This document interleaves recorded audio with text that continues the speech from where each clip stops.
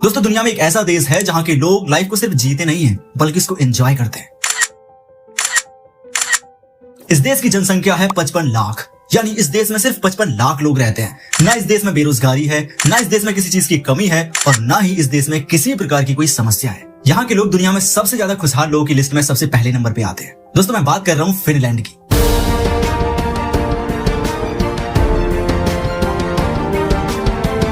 ये देश लगातार 8 सालों से दुनिया का सबसे हैप्पीएस्ट कंट्री माना जाता है। आखिर इसका रीजन क्या है? आखिर यहाँ के लोग ऐसा क्या करते हैं, यहाँ की सरकार ऐसा क्या करती है, जिस वजह से इस देश को दुनिया का सबसे खुशहाल देश कहा जाता है? आप तो इस चीज को अच्छे तरीके से जानते हो कि दुनिया में सबसे ज्यादा जरूरी जो चीज होती है एक देश के लिए, वो होती है उसकी एजुकेशन, शिक्षा। फिनलैंड का एजुकेशन सिस्टम दुनिया का नंबर 1 एजुकेशन सिस्टम है। यहाँ पे चाहे गरीब हो चाहे अमीर, हर बच्चे को सिर्फ और सिर्फ फ्री एजुकेशन दी जाती है। चाहे वो प्राइमरी एजुकेशन हो या यूनिवर्सिटी वाली एजुकेशन, हर बच्चे को फ्री एजुकेशन दी जाती है। फिनलैंड के लोगों की सोच बहुत ही विजनरी होती है। यहाँ पे इक्वालिटी, सभी को बराबरी का अधिकार दिया जाता है, चाहे वो लड़की हो चाहे लड़का। सरकार सबको बराबरी का अधिकार देती है। जैसे हमारे देश में महिलाओं को उतनी इक्वालिटी नहीं दी जाती जितने की इंसानों को दी जाती है, पुरुषों को दी जाती है, लेकिन फिनलैंड में ऐसा नहीं है।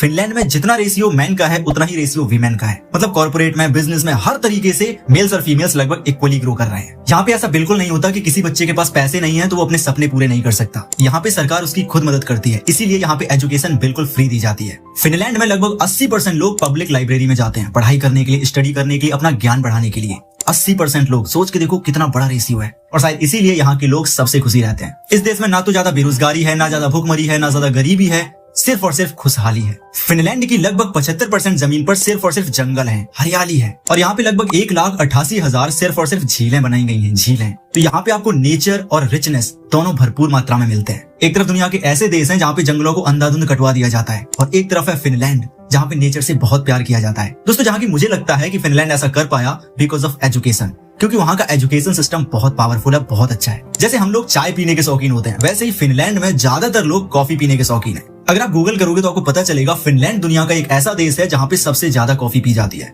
यहाँ पे प्रत्येक इंसान एक दिन में लगभग 5 से 6 कप कॉफी पी जाता है। और दोस्तों, अगर मीडिया की बात की जाए, जो फिनलैंड की मीडिया है वो नंबर 1 मीडिया मानी जाती है पूरी दुनिया में, जबकि हमारे भारत की मीडिया 151 नंबर पे आती है। सोच के देखो, जो एजुकेशन है उसको चेंज करने से, उसको विजनरी बनाने से कितनी सारी चीजें चेंज हो सकती हैं। तो शायद मुझे लगता है कि हर देश को फिनलैंड से कुछ ना कुछ सीखना चाहिए। दुनिया का नंबर 1 एजुकेशन सिस्टम वाला देश फिनलैंड है, दुनिया का नंबर 1 खुशहाल देश फिनलैंड है। दोस्तों, मुझे लगता है कि पूरी दुनिया के देशों को फिनलैंड से सीख लेनी चाहिए और आगे बढ़ना चाहिए। तो दोस्तों, यही थी वो चीज है जो फिनलैंड को दुनिया का नंबर 1 देश बनाती है। अगर आप चाहते हो कि फिनलैंड के ऊपर मैं कंप्लीट केस स्टडी बनाऊं और भी डिटेल में, तो कमेंट करो। मिलते हैं अगले वीडियो में। Thanks for watching this video.